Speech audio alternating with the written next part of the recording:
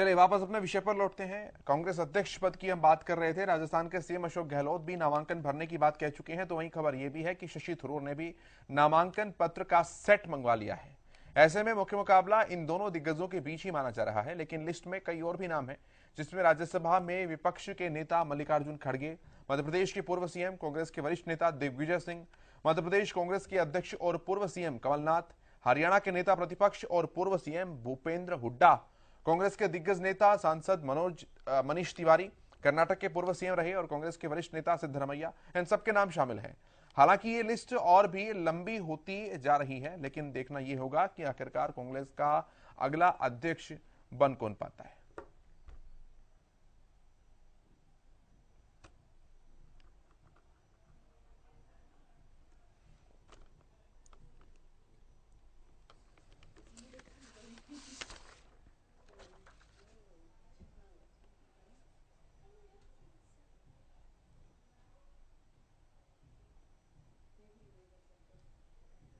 चलिए, जो पैनल मेरे साथ जुड़ा है उनका परिचय मैं सबसे पहले आपसे कराऊं। हमारे साथ भारतीय जनता पार्टी के प्रवक्ता प्रवीण अत्रे साहब हैं, राकेश गर्ग जी हमारे साथ हैं, कांग्रेस पार्टी के प्रवक्ता हैं, दिलीप यशवर्धन जी बतौर राजनीतिक विश्लेषक हमारे साथ हैं और वरिष्ठ संवाददाता अमित तिवारी हमारे साथ हैं। बहुत स्वागत है आप सभी का हरियाणा न्यूज पर। सबसे पहली प्रतिक्रिया मैं आपकी चाहूंगा राकेश गर्ग जी, सबसे पुरानी पार्टी, राष्ट्रीय अध्यक्ष को लेकर लगातार खींचातान, रस्साकसी, कई तरह की बातें सामने आई। फाइनली आप कह सकते हैं good days are about to come, process शुरू हो चुका है कम से कम। राकेश जी। निसंदेह केशव जी, देखिए कांग्रेस पार्टी इस हिंदुस्तान की सबसे पुरातन और सबसे प्राचीन पार्टी है और एक डेमोक्रेटिक पार्टी है। और जैसे इस हिंदुस्तान की खूबसूरती इसके लोकतंत्र से है, ऐसे ही कांग्रेस पार्टी की खूबसूरती इसके आंतरिक लोकतंत्र से है। और 137 साल से ज्यादा ये पुरानी पार्टी आज अपने राष्ट्रीय अध्यक्ष का चुनाव करने जा रही है और बिल्कुल सब कुछ बिल्कुल ट्रांसपेरेंट तरीके से पब्लिक डोमेन के अंदर है, हिंदुस्तान की जनता के सामने है और मीडिया के सामने है। 22 तारीख को नोटिफिकेशंस के साथ यह प्रक्रिया अब शुरू हो चुकी है। 24 तारीख से लेकर 30 सितंबर तक नॉमिनेशंस का समय रहेगा। कोई भी प्रत्याशी जो भी इस एआईसीसी की प्रेसिडेंट के लिए कंटेस्ट करना चाहता है तो 24 तारीख से नामांकन शुरू होंगे और 30 तारीख तक चलेंगे। 1 तारीख को यानी कि 1 अक्टूबर को स्क्रूटनी की डेट रखी गई है और 1 तारीख को शाम को ही हम ये जो लिस्ट होगी, जो इनके वैलिड दस्तावेज पाए जाएंगे, उनको पब्लिकेशन कर दिया जाएगा। तत्पश्चात 8 अक्टूबर को शाम को 3 बजे तक अगर कोई भी कैंडिडेट जिसने नॉमिनेशन फाइल किया हुआ है, अगर वो विड्रॉ करना चाहता है तो वो अपनी कैंडिडेचर को विड्रॉ कर सकता है। अब 5 बजे के बाद 8 तारीख को फाइनल जो कैंडिडेट्स होंगे जो इस चुनाव को लड़ रहे होंगे, वो सार्वजनिक रूप से पूरे हिंदुस्तान की जनता के सामने, पूरी कांग्रेस पार्टी के सामने और आम मीडिया के साथियों के सामने आ जाएंगे। और अगर सब कुछ ठीक है तो 17 तारीख को ये वोटिंग होगी और 19 तारीख को फाइनल रिजल्ट शाम के 5 बजे तक पूरे देश के सामने, मीडिया के सामने और हम सबके सामने आ जाएंगे। तो पूरा एक पारदर्शी तरीके से ये चुनाव आयोजित किया जा रहा है और ये लोकतंत्र की सबसे बड़ी खूबसूरती है। केशव जी। गर्ग साहब, भूपेंद्र सिंह हुड्डा जी के नाम को लेकर भी काफी सारी बातें, अटकलें लगाई जा रही थी। कल सोनिया गांधी जी से मुलाकात भी की है। हालांकि मुलाकात का मीनिंग क्या होगा इसके ऊपर तो भविष्य में अपने आप पता लगेगा, लेकिन अगर मूड हुड्डा साहब का आंका जाए, आप तो बेहतर तरीके से जानते भी हैं, तो क्या है चुनाव लड़ने का? देखिए केशव जी, जब मैं शब्द इस्तेमाल किए जाते हैं कि ये चुनाव जो है बिल्कुल डेमोक्रेटिक और लोकतांत्रिक प्रक्रिया से हो रहे हैं, तो इसके अंदर 2-3 बातों को आप समझिए।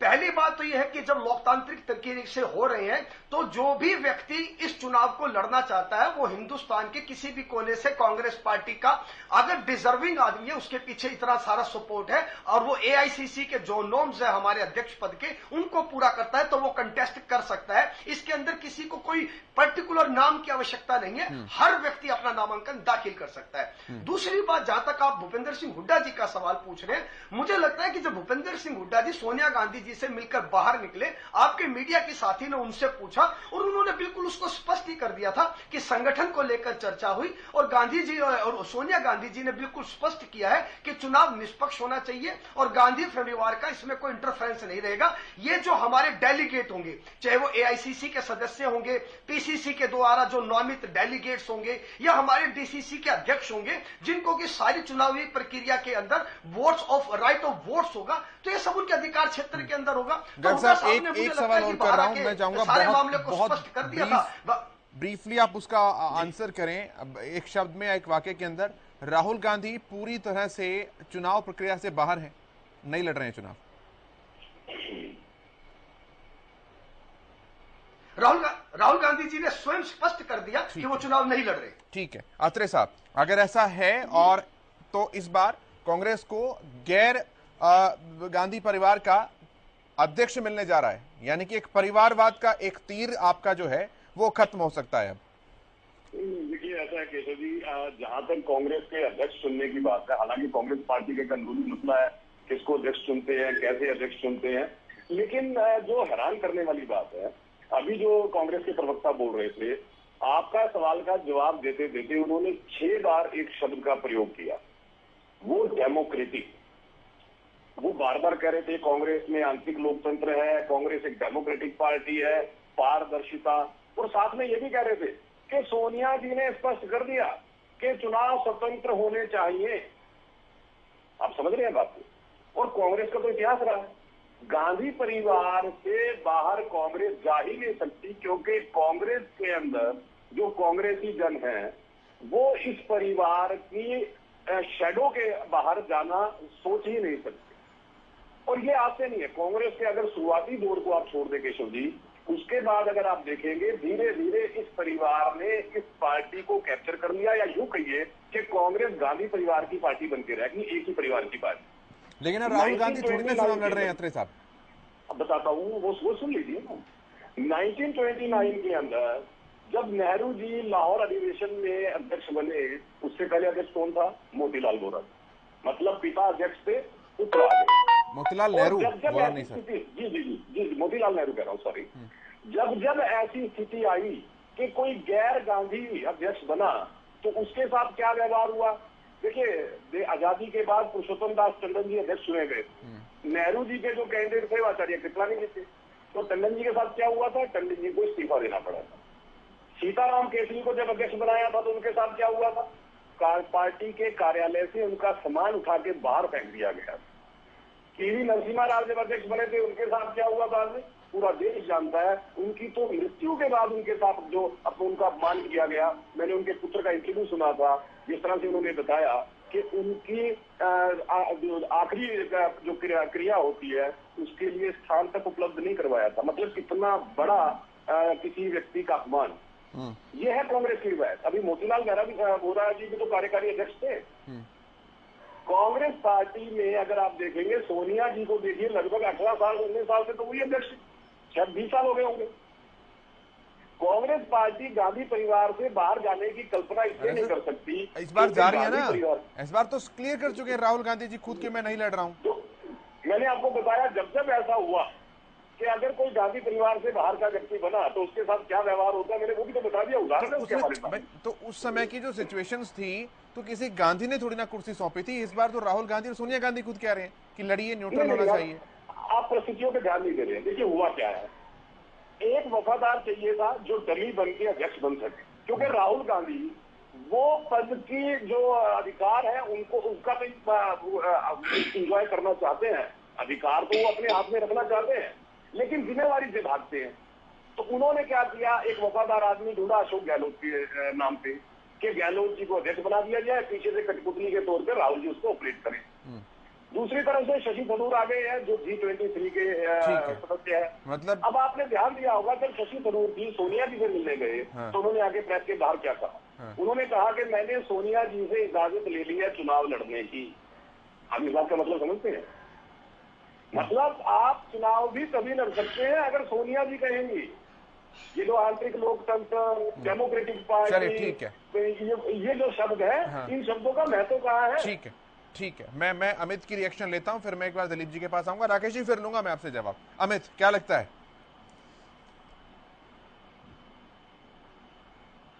निश्चित रूप से केशव, दोनों ही प्रबुद्ध प्रवक्ता हैं और उन्होंने अपनी अपनी स्थिति रख दी है। हालांकि कांग्रेस की स्थिति हमेशा से ही ऐसी रही है, जो गांधी परिवार का वर्चस्व है उसे चुनौती कभी दी नहीं जा सकी।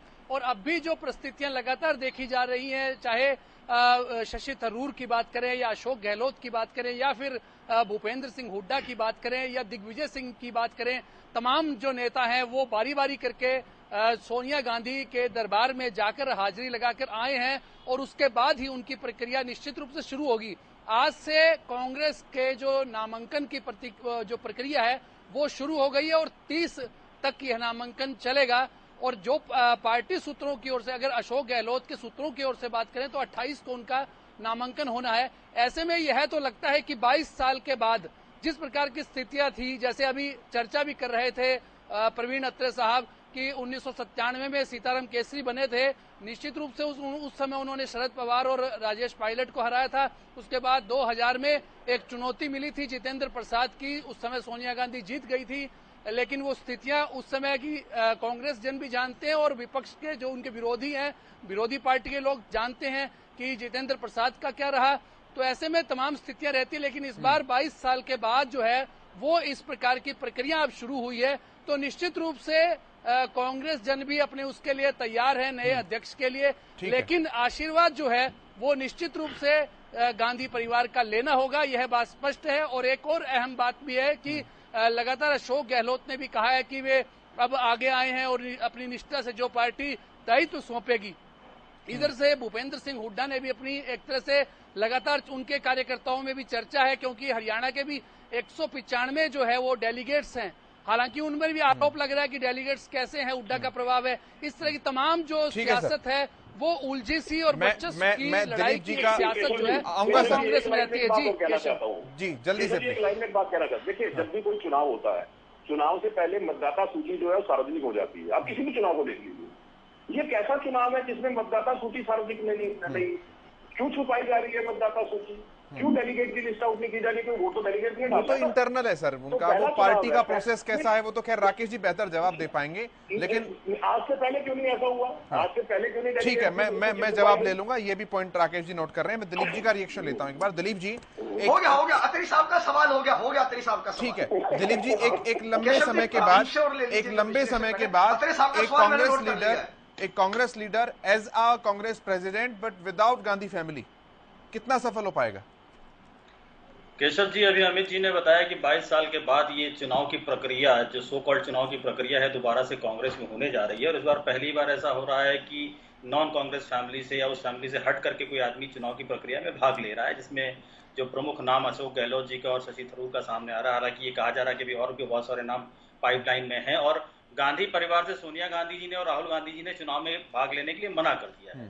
तो अगर ये स्थिति यथास्थिति रही, ये शब्द अगर अपनी जगह अडिग रहे, तो ये माना जा रहा है कि इस बार अक्टूबर में कांग्रेस की अध्यक्षता में प्रत्यक्ष रूप से बदलाव आएगा। लेकिन अप्रत्यक्ष रूप से बदलाव आएगा कि नहीं आएगा, ये आपको अक्टूबर के बाद पता चलेगा। या अक्टूबर के बाद जब चुनाव की प्रक्रिया 2024 की तैयारियां या जो मैनेजमेंट है इंटरनल, वो जब शुरू होगा तो आपको ये पता चलेगा कि सिर्फ चेहरा बदला है या पूरा कोऑर्डिनेशन बदला है। दो सत्य हैं। एक तो ये है कि जो पब्लिक की मांग है, जो सत्ता में बैठे लोग, जो भारतीय जनता पार्टी के लोग, जो और पार्टी के लोग ये हल्ला मचाते हैं कि इनके यहाँ अध्यक्ष पद का चुनाव नहीं हो रहा है, अध्यक्ष में बदलाव नहीं हो रहा है, गांधी परिवार से बाहर अध्यक्ष नहीं जा सकता है, नहीं जाएगा।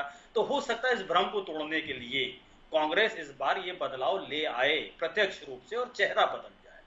लेकिन सवाल ये जरूर खड़ा रहेगा कि चेहरा बदल जाने से क्या जो इंटरनल कोऑर्डिनेशन है, जो इंटरनल कंट्रोलिंग पावर है, जो कंट्रोलिंग की प्रक्रिया है, वो बदलेगी कि नहीं बदलेगी। मेरा अपना मानना है कि हो सकता है इस बार चेहरा बदल जाए लेकिन कंट्रोलिंग की प्रक्रिया नहीं बदले। ठीक है गर्ग साहब, केवल चेहरा या चाल भी? मैं बारी बारी सिर्फ 2 मिनट के अंदर सारे सवालों के उत्तर दे देता हूं केशव जी। सबसे पहले दिलीप जी, मैं आपके शब्दों को करेक्ट कर देता हूं। आपने जब, आप बड़े राजनीतिक समझबूझ वाले आदमी है, आपने एक शब्द इस्तेमाल किया, 100 कार्ड चुनाव। ये 100 कार्ड नहीं है, ये चुनावी प्रक्रिया के संवैधानिक तरीके से, लोकतांत्रिक तरीके से चुनाव हो रहे और पूरा शेड्यूल मीडिया के सामने। तो 100 कार्ड शब्द मेरे ख्याल से उचित नहीं है। चलिए अब मैं दूसरी बात पर, जो प्रवीण अत्रे जी बड़े भाई हमारे सवाल कर रहे हैं, वो हमारे हरियाणा में एक कहावत है ना केशव भाई, कि व्यक्ति अपने दुख से दुखी नहीं है, दूसरे के सुख से दुखी है।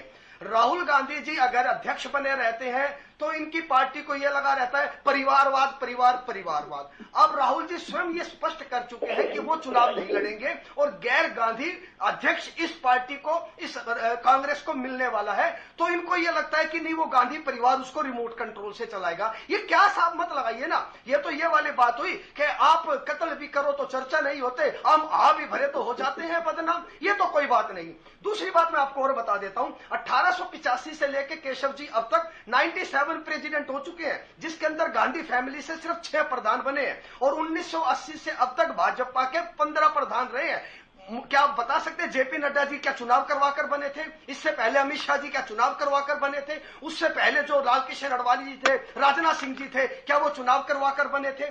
और दूसरी बात जो अत्रे साहब और सवाल कर रहे हैं ना, सोनिया गांधी जी की इन्होंने बात को पकड़ा, मेरे शब्दों को पकड़ा, लेकिन अत्रे साहब सोनिया गांधी जी ने यह भी कहा है कि गांधी परिवार इस चुनाव से परे रहेगा। यानी कि यह पूरा का पूरा कांग्रेस पार्टी का, कांग्रेस जनों का अधिकार है कि वो किसको अपना राष्ट्रीय अध्यक्ष चुनते हैं। और आप जब राहुल गांधी जी और कांग्रेस के इतिहास की बात करते हैं तो आज आपकी इस दौर के अंदर अत्रे साहब, आपकी पार्टी भी, अगर आप हमारे ऊपर परिवारवाद का आरोप लगाते हैं जबकि नहीं है, तो आपकी पार्टी तो पूरी तरह से व्यक्तिवाद की पार्टी है। पूरे हिंदुस्तान के अंदर दूर किसी गांव में कुआं भी अगर किसी सामाजिक संस्था भी खुदवा दे तो उसके ऊपर भी आप ये लिख के आ जाते हो मोदी जी की असीम कृपा से। मोदी जी और अमित शाह जी, हो सकता है उसके बाद 3-4 नाम आपको याद हो, उसके बाद नामों की लिस्ट खत्म हो जाएगी। ये व्यक्ति, ये पार्टी भी महज 2 व्यक्तियों की पार्टी बनकर रह गई है। और जो आपने अंतिम सवाल अत्रे जी पूछा था, मतदाता की सूची, ये पार्टी के इंटरनल चुनाव हो रहे हैं। अगर मतदाता की सूची, डेलीगेट की लिस्ट, मेरे 2 सवाल हैं अत्री साहब, क्या उसके अंदर मतदाता सूची डेलीगेट हम जाहिर कर दें? आप अपना नाम देखना चाहते हो या भाजपा वालों को भी कहते हो कि भाई जाइए हमारे राष्ट्रीय अध्यक्ष के चुनाव और आप भी वोट कराइए? 24 तारीख के बाद जो कैंडिडेट खड़े होंगे उनको जो डेलीगेट की लिस्ट है वो मुहैया करवा दी जाएगी। इसके अंदर प्रश्न कहां से पैदा होता है? कोई और सवाल हो तो पूछिए। चलिए मैं पूछता हूँ, यही ऐसा है, डेलीगेट की सूची सार्वजनिक हो, ये सवाल मेरा नहीं है। ये सवाल इन्हीं की पार्टी के कृष्ण मूर्ति हुड्डा का है, इन्हीं की पार्टी के सुभाष बत्रा जी का है और इनकी पार्टी के कई नेताओं का। ये मेरा सवाल नहीं। लेकिन खुद अभी प्रवक्ता ने ये कहा, जब इन्होंने कहा कि जी आपने सो कॉल्ड चुनाव कह दिया, सो कॉल्ड नहीं कहना चाहिए, शेड्यूल सारा मीडिया के सामने है, फिर सो कॉल्ड क्यों कह रहे हो? अगर शेड्यूल मीडिया के सामने है तो मतदाता सूची भी मीडिया के सामने रख देते, फिर सो कॉल्ड ना कहते, लेकिन उसको क्यों छुपा लिया? अब दूसरी बात है कि इन्होंने कहा कि गांधी परिवार से तो मात्र 6 प्रधान बने हैं। प्रवीण अत्रे जो है गलत आरोप लगा रहे हैं, हमारे 70 थे, हमारे 80 थे, जो भी था सब गांधी परिवार से जब जितने सदस्य थे वही आपके प्रधान रह लिए। मोतीलाल नेहरू जी की बात करें, जवाहरलाल नेहरू जी की बात करें, इंदिरा जी की बात करें, राजीव जी की बात करें, सोनिया जी, राहुल जी, अब नया तो रॉबर्ट वाड्रा जी का बेटा बचा, उसको भी आप कभी ना कभी बता देंगे। तो जितने सदस्य उनके परिवार के पास राजनीति में थे आपने सबको प्रधान बनाया। बाकी जो गैर गांधी परिवार के थे उनको तो आपने किसी को 2 साल में इस्तीफा देने को मजबूर कर दिया, किसी को 3 साल में इस्तीफा देने को मजबूर कर दिया, और स्वयं आप 19 साल 20 साल इतने साल अध्यक्ष रहे। ये कैसे हो गया? और अभी खुद ही कह रहे थे, यहाँ चर्चा चल रही थी कि 20 साल बाद कांग्रेस में चुनाव होगा। अभी ये तो सामने ही बात हो रही है ना। फिर ये लोकतांत्रिक, डेमोक्रेटिक इन शब्दों का प्रयोग करते हैं। पूरा देश जानता है कि नेहरू जी पटेल जी के सामने चुनाव हार गए थे, लेकिन उसके बावजूद पटेल जी को मजबूर कर दिया गया। ये तो हमारे सामने की घटनाएं हैं, कोई ऐसा तो नहीं है कि मैं फैक्ट से इधर बात कर रहा हूँ। सुभाष चंद्र बोस ने चुनाव जीत लिया था, लेकिन गांधी जी ने उनको कहा तो उनको इस्तीफा देना पड़ा। ये सब हमारे सामने फैक्ट्स हैं। केवल एक परिवार का वर्चस्व और उस परिवार के वफादारों की कहानी, ये हालात रही है कांग्रेस की। अभी बार बार ये कह रहे हैं कि देखिए राहुल जी तो अब नहीं बनेंगे। मैं आपको मैं याद दिला देता हूँ, जब डॉक्टर मनमोहन सिंह देश के प्रधानमंत्री बने तो कांग्रेस ने एक बहुत बड़ा प्रोपेगेंडा किया कि देखिए सोनिया जी ने देश के प्रधानमंत्री की गद्दी को अस्वीकार कर दिया। ये प्रोपेगेंडा हुआ था खूब, जबकि सच्चाई ये थी कि इनकी पार्टी के अंदर रोष था, विदेशी मूल का इनकी पार्टी के अंदर विरोध था। कुछ कांग्रेसी नेताओं ने तो पार्टी से छोड़ दी विषय पे, तो सोनिया जी कैसे बन सकती थी। लेकिन डॉक्टर मनमोहन सिंह ने प्रणब मुखर्जी की पुस्तक के विमोचन पे स्वयं भाषण देते हुए ये कहा था कि सबसे काबिल व्यक्ति डॉक्टर प्रणब मुखर्जी थे, जिनको प्रधानमंत्री बनना चाहिए था, लेकिन मैडम ने मुझे आदेश दिया। मैडम कौन? सोनिया जी।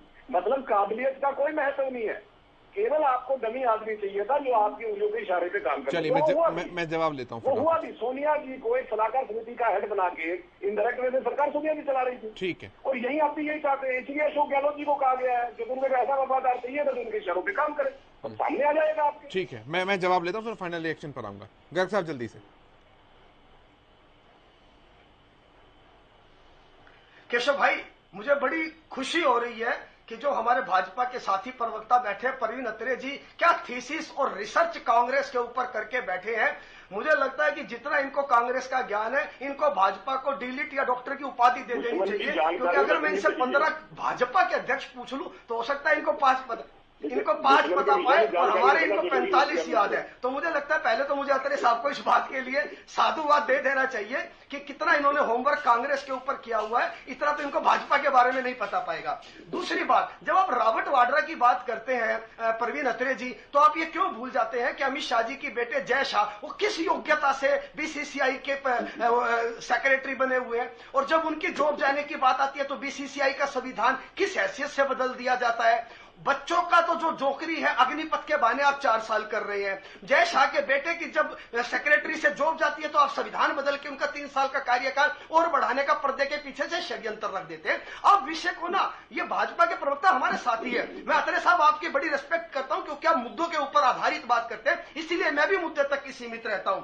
और जब आप विदेशी मूल की बात करते हैं, चलिए आप कोई भी मुद्दा उठाए तो मुझे अडवाणी, मुझे अटल जी याद आ जाते हैं। बहुत महान नेता रहे हमारे देश के, हम भी उनका उतना ही मोहब्बत और उतना ही सम्मान करते हैं। उन्होंने मोदी जी को राजधर्म की संज्ञा दी थी, तो उन्होंने कुछ सोच के ही तो राजधर्म के बारे में बोला होगा ना मोदी जी को। क्या मोदी जी राम धर्म का पालन नहीं कर रहे होंगे ना। आज केशव जी, अंतिम वाक्य मैं आपको उत्तर दे देता हूं।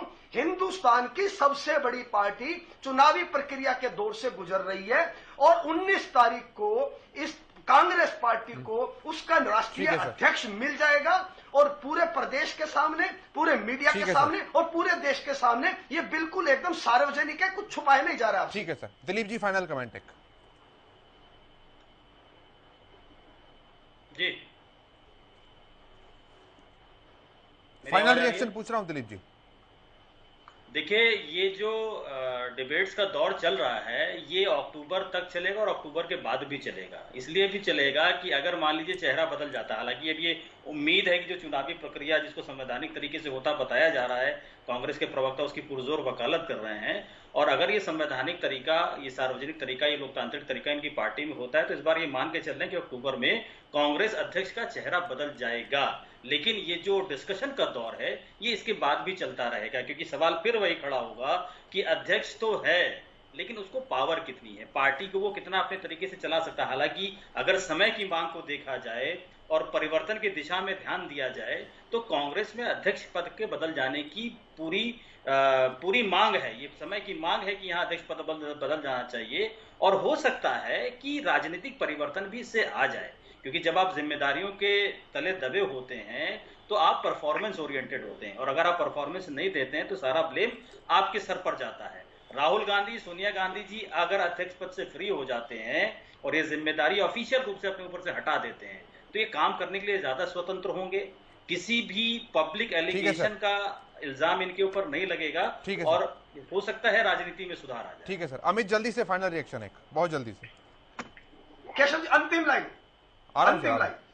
निश्चित रूप से केशव, जो तमाम चर्चा चली है उसके हिसाब से यही लगता है कि नया अध्यक्ष बनेगा, लेकिन स्वतंत्रता से उसे काम करने दिया जाएगा या नहीं, आगे की बात है, भविष्य की। फिलहाल जो अगर बात करें तो शशि थरूर ने 5 सेट मांगे अपने प्रतिनिधि के माध्यम से, और वे निश्चित रूप से एक नामांकन अपना दाखिल करने वाले हैं, और इसके अलावा दूसरों की है। और साथ साथ एक गौरव ये बात है कि चाहे नया अध्यक्ष आ जाएगा लेकिन वरद हस्त और छत्र छाया में उसे गांधी परिवार की रहना होगा, रिमोट कंट्रोल संभालने का जिम्मेवारी है वो उनके पास रहने वाली। जी गर्ग साहब, केवल 10 सेकंड। मैं सिर्फ एक शेर के माध्यम से आज इस चर्चा को, एक शेर सुना देता हूं और इस चर्चा को खत्म कर देता हूं, क्योंकि जो कह रहे हैं ना कि अक्टूबर तक चलेगा, इल्तदाए इश्क है रोता है क्या, आगे आगे देखिए होता है क्या। अत्रे साहब, जल्दी से, केवल 10 सेकंड। दिलीप जी ने बहुत गहरी बात कही है। उन्होंने कहा है कि देखिए चेहरा तो बदल जाएगा, मतलब दिलीप जी ने कहा कि चेहरा बदलेगा, अधिकार नहीं रहेंगे जहाँ पे आप हमेशा रहे गांधी परिवार के साथ। ठीक है। देखिए, हम भी उम्मीद करते हैं कि गैर गांधी परिवार का कोई अध्यक्ष बन रहा है कांग्रेस की, बहुत अच्छी बात है, हम इनको बधाई देंगे, लेकिन एक प्रार्थना जरूर करेंगे कि जो भी बनेगा उसके साथ सीताराम केजरीवाल ना करें। ठीक है सर, बहुत शुक्रिया आप सभी का, बहुत शुक्रिया आप सभी का सर। प्रवीण अत्रे जी, राकेश गर्ग जी, दिलीप